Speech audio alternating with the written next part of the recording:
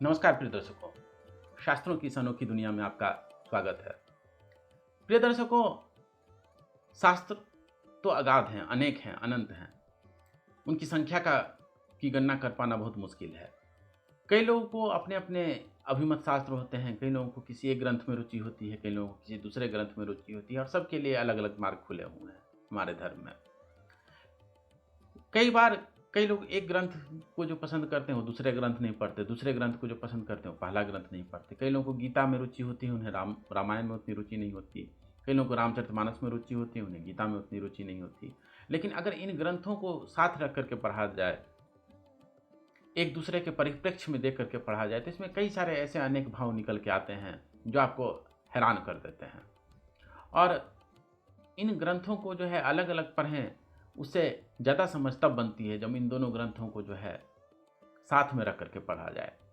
तो आज हम आपको गीता और रामचरितमानस में एक ऐसा अद्भुत समन्वय बताएंगे जो आपको बहुत हैरान करके रख देगा। वैसे तो इस खोज के मुख्य जन्मदाता तो रामभद्राचार्य जी हैं, इसलिए हम इसका श्रेय उन्हीं को देंगे, लेकिन इसी बात को जो है हम विस्तार में आपको इस वीडियो में समझाने वाले हैं। तो इस वीडियो को अंत तक जरूर देखें। पहले तो हम आपको गीता का वह श्लोक दिखा देते हैं कि क्या है, उस श्लोक में क्या कहा गया है और उसका वैशिष्ट्य क्या है। उसके बाद हम आपको रामचरितमानस में ले चलेंगे और फिर हम आपको बताएंगे कैसे गीता के इस श्लोक की व्याख्या रामचरितमानस में की गई है। तो पहले हम बताते हैं कि यह श्लोक कहाँ से लिया गया। यह श्लोक गीता के 18वें अध्याय के 26वें श्लोक से लिया गया है। इस श्लोक में जो है एक अच्छे कर्ता की, सात्विक कर्ता की बात हुई। आप जानते हैं गीता में सतोगुण, रजोगुण और तमोगुण की बात बहुत ज़्यादा हुई है, तो यहाँ पे सात्विक कर्ता की बात की जा रही है। तो श्री कृष्ण क्या कहते हैं कि सात्विक कर्ता किसे कहते हैं? तो कहते हैं कि जिसमें 6 गुण हो उसे सात्विक कर्ता कहते हैं। कौन से 6 गुण? मुक्त संगो न हमवादी, धृत्युत्साह समन्वितः, सिद्ध्योर निर्विकारः, कर्ता सात्विक उच्यते। अर्थात कि सात्विक कर्ता उसको कहते हैं जो मुक्त संग है, जो असंग है, मतलब कि राग से रहित है। ठीक है, बहुत ज़्यादा अटैचमेंट नहीं है उसको अपने उस काम में।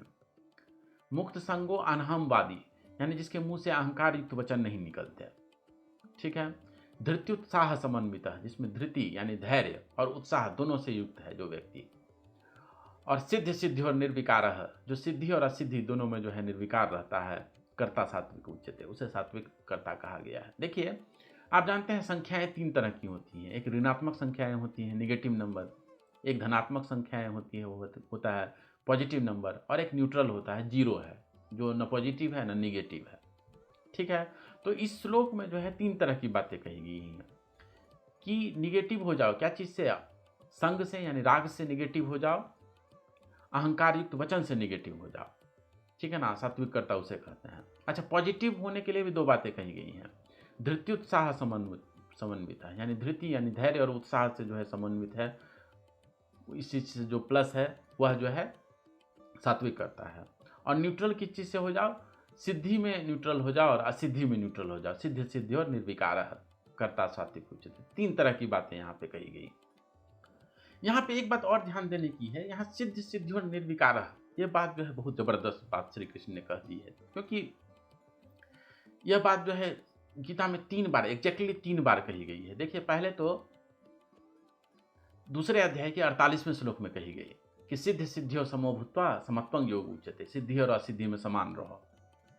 फिर चौथे अध्याय के 22वें श्लोक में फिर से यही बात श्री कृष्ण कहते हैं कि समः सिद्धाव सिद्धौ च कृत्वापि न निबध्यते, अर्थात जो व्यक्ति जो है सिद्धि और असिद्धि में समान रहता है, वह कर्म करते हुए भी उससे लिप्त नहीं होता। और फिर 18वें अध्याय के 26वें श्लोक में ये 3री बार कह रहे हैं, सिद्धि और निर्विकार कर्ता सात्विक उच्यते।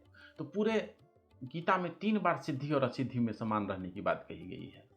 3 बार क्यों कही गई? इसका मतलब 3 बार कह रहे हैं, इसमें जरूर कुछ खास बात है। खास बात जरूर है। बात यह है कि पहली बार से कई बार लोग बात समझते नहीं, इसलिए इस बात को बहुत ही इंपॉर्टेंस दिया गया है।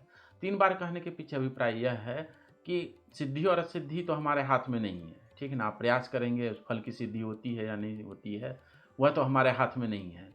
लेकिन ध्यान से, साधना से, तब और पूजा पाठ और भी जो उसकी साधनाएं बताई गई हैं, वो सब साधनाएं करने से उसमें सम रहना, यह हमारे हाथ में है। सिद्धि और असिद्धि तो हमारे हाथ में नहीं है, लेकिन हाँ, उसमें सम रहना जो है हमारे हाथ में है, तो उसमें सम रहने का प्रयास करें, वही जो है सात्विकता होता है। ये केवल सिद्धांत समझ लेने से नहीं होता है, उसके लिए साधना करनी पड़ती है, योग ध्यान आदि बहुत कुछ करने पड़ते हैं। खैर, तो गीता में 3 बार सिद्धि और असिद्धि में समान रहने को कहा गया है, तीसरी बार यहाँ यह जो है सात्विकता के प्रसंग में आया गया है। तो सात्विकता किसे कहते हैं? जिसमें 2 चीज़ निगेटिव हो, मुक्त संगो अनहमवादी, ठीक है ना, जो संग से रहित हो, राग से रहित हो, अहंकार युक्त वचन जो नहीं बोलता हो, ये 2 चीज़ों से जो है निगेटिव हो, धैर्य और उत्साह से युक्त हो, धृत्युत्साह समन्वितः, और सिद्ध सिद्धि और निर्विकार हो, सिद्धि और असिद्धि दोनों में जो है न्यूट्रल हो, तो उसे सात्विकता कहते हैं। तो ये सैद्धांतिक बातें हमने गीता के आधार पर समझी। लेकिन आप जानते हैं, जो गीता की योगशाला है, गीता में जो योग के बारे में जिसकी चर्चा की गई, गीता में जिस योग की चर्चा की गई है, वही हनुमान जी की प्रयोगशाला है। रामचरितमानस में हनुमान जी के जीवन में ये बातें पूर्णतया घटित होती हैं। कैसे? उसके लिए हम आपको ले चलते हैं सुंदरकांड में। देखिए, सुंदरकांड में जब आप देखते हैं कि हनुमान जी आकर के जो है बताते हैं कि उन्होंने अपना कार्य संपूर्ण किया, तो फिर सब जाते हैं राम जी के चरणों में जाकर के बैठ जाते हैं, और राम जी को बताया जाता है। जामवंत कहते हैं कि हनुमान जी ने जो काम किया है वो तो हजारों मुँह से जो है उसका वर्णन नहीं किया जा सकता। ये 30वें दोहे के आसपास, सुंदरकांड के 30वें दोहे के आसपास का प्रसंग है। तो इसमें जामवंत जी कहते हैं कि हनुमान जी ने जो काम किया है वो तो हजारों मुख से उसका वर्णन नहीं किया जा सकता है। तो राम जी पूछते हैं कि कहु कपि रावण पालित लंका, कही विधि दहो दुर्ग अति बंका। हे हनुमान जी, आपने जो है रावण जिस लंकी की रक्षा करता है, जिसको पालता है, उसको आपने किस तरह से जला दिया। तो हनुमान जी देखिए एकदम मुक्त संग व्यक्ति है, जो कार्य में जो है एकदम असंग है, उनको जो है राग वगैरह कुछ है ही नहीं, क्योंकि वो तो अपने लिए कर्म करते ही नहीं है। तो वो तो कर्म किसके लिए कहते हैं? हनुमान मतलब राम जी के लिए कहते हैं, इसलिए उनको जो है अहंकार भी इसीलिए उनको नहीं होता। तो अनहंगवादी, देखिए, प्रभु प्रसन्न जाना हनुमाना, बोला वचन विगत अभिमाना। अब इस श्लोक में क्या कहा गया? अनहंगवादी होना चाहिए, उसे अहंकार युक्त वचन नहीं बोलना चाहिए। और सुंदरकांड में चौपाई क्या कहती है? हनुमान जी क्या बोले? बोला वचन विगत अभिमाना। क्या बोलते हैं कि नाग सिंधु हाटक, उन्होंने क्या काम किया? अपने मुंह से हनुमान जी बताते हैं मैंने क्या काम किया है। नाग सिंधु, मैंने जो है समुद्र का उल्लंघन कर दिया। हाटक पुरजारा, हाटक मतलब जो है सोना होता है, सोने की लंका को मैंने जला दिया। और निशिचर दलबधि, राक्षसों के सेना का संहार कर दिया। और विपिन उजाड़ा, उसके बाद जंगल को जला दिया। तो राम जी कहते हैं कि भाई आप क्रम से बातें क्यों नहीं कह रहे हैं? ऐसा थोड़े हुआ कि पहले आपने लंका को नहीं जलाया, पहले नाग सिंधु हाटक पुरजारा, आपने समुद्र का उल्लंघन किया, उसके बाद लंका को नहीं जलाया, पहले तो राक्षसों के साथ मुठभेड़ हुई, पहले आपने उस मुठभेड़ से भी पहले आपने जो है विपिन को उजाड़ दिया, जंगल को उजाड़ दिया, फिर राक्षसों से मुठभेड़ हुई, तब आपने जाकर के लंका को जलाया। आप कह रहे हैं नाग सिंधु, फिर हाटक पुरजारा, और फिर निश्चर दलबदी विपिन उजाड़ा। आप क्रम से बातें क्यों नहीं कह रहे हैं?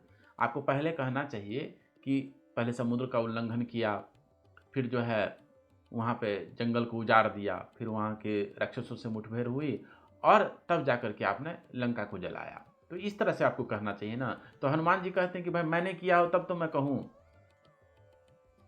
बोला वचन विगत अभिमाना। वो बोलते हैं कि मैंने किया रहता तब तो मैं कहता, सो सब तब प्रताप रघुराई, नाथ न कुछ मोरी प्रभुता, इसमें मेरी कोई प्रभुता नहीं है। तो ये अनहंगवादी जो अभी कहा गया, जो निगेटिव हो जाओ, कि मुक्त संग हो, असंग हो जाओ अपने कर्म से, और परमात्मा के लिए कर्म करो। और दूसरी बात कि अनहमवादी, अपने अहंकार युक्त वचन मत बोलो। तो यह चीज़ जो है हनुमान जी में पूर्णतः घटित हो रही है। अच्छा, धृत्युत्साह समन्वित है, उसमें धैर्य भी होना चाहिए। तो देखिए धैर्य के कितना परिचय देते हैं। हनुमान जी जब जाते हैं सीता जी को देखने के लिए, तो उस पेड़ के ऊपर, जिस पेड़ के नीचे सीता जी बैठी रहती हैं, उसके ऊपर जाके बैठ जाते हैं हनुमान जी। वहाँ पे आकर के रावण जो है बहुत सारे बकवास करता है सीता जी के साथ, लेकिन धैर्य इनका देखिए हनुमान जी का, वो कुछ नहीं बोलते हैं, वो चुपचाप सही समय आने की प्रतीक्षा करते हैं। तो धैर्य भी उनमें पूर्णतया है। धृति उत्साह समन्विता, क्या कहता है श्लोक कि धृति और उत्साह, धैर्य और उत्साह दोनों में होना चाहिए उस कर्ता में। ये नहीं कि चलिए धैर्य के नाम पे जो है वो लेथार्जिक हो गए, वो आलसी हो गए, वो भी नहीं, उत्साह भी होना चाहिए उसमें। तो हनुमान जी में उत्साह भी इतने हैं कि खुद तो उत्साहित हैं ही, वो लोगों को भी इंस्पायर करते हैं। वो राम जी को भी कहते हैं, निमिष निमिष करुणानिधि जाहि कलप संबीत, बेगी चलिए प्रभु आनिया भुजबल खलदल जीत। अरे राम जी, ये सीता जी का तो एक एक क्षण जो है कल्प के समान बीत रहा है, इसलिए जल्दी चलिए। कितना इंस्पायर करते हैं, कितना उत्साह दिखाते हैं, जल्दी चलिए और राक्षसों का वध करके जल्दी से सीता जी को ले आइए। तो उत्साह भी दिखाते हैं। तो मुक्त संगो न हमवादी, ये दोनों चीज़ें भी दिखी। धृत्युत्साह समन्वितः, धैर्य और उत्साह भी हनुमान जी में दिखा। और सिद्धि और निर्विकार, सिद्धि और असिद्धि में जो है वो निर्विकार हैं। वो जैसे सिद्धि, जैसे काम सिद्ध करके आए तो भी उतने ही प्रसन्न, और काम सिद्ध नहीं हुआ, जैसे कि सीता जी की खोज कर रहे थे, उन्हें मिल ही नहीं रही थी सीता जी की कहाँ है, तो भी जो है वो चिंतित नहीं हुए। वो अपना प्रयास करते रहे और फिर विभीषण जी से मुलाकात हुई। विभीषण जी ने बता दिया कि सीता जी कहाँ है। जुगुत विभीषण सकल सुनाई, तो फिर वो हनुमान जी जो है सीता जी के पास चले जाते हैं। तो सिद्धि और सिद्धि में वो निर्विकार भी रहने वाले हैं हनुमान जी। तो इस तरह से सात्विकता के सारे लक्षण हनुमान जी में दिखाई पड़ते हैं। तो गीता की जो योगशाला है वह हनुमान जी की प्रयोगशाला है। प्रिय दर्शकों, आज हमने आपको गीता और रामचरितमानस में एक अद्भुत समन्वय दिखाया। अगर आपको पसंद आया हो तो इसे ज़रूर लाइक करें, सब्सक्राइब करें, और जो हनुमान जी के भक्त हैं उनके साथ, या जो कृष्ण जी के भक्त हैं उनके साथ भी इस वीडियो को ज़रूर शेयर करें। शास्त्रीय विषयों को इसी तरह से शास्त्र प्रमाणों के साथ जानने के लिए बने रहें शास्त्र पर। आपका बहुत बहुत धन्यवाद।